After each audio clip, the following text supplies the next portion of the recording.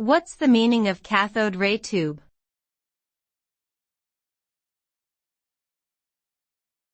Cathode ray tube.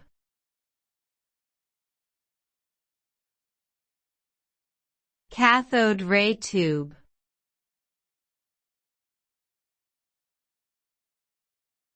Cathode ray tube.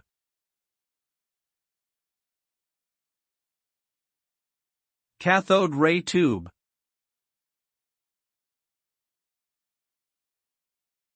A cathode ray tube is a device that uses an electron beam to produce images on a screen. The beam is created by heating a cathode and accelerating the electrons toward a positively charged anode.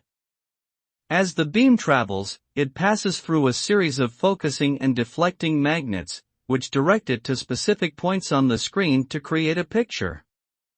Cathode ray tubes were widely used in televisions, computer monitors, and other electronic displays before being largely replaced by flat-screen technologies like LCD and LED.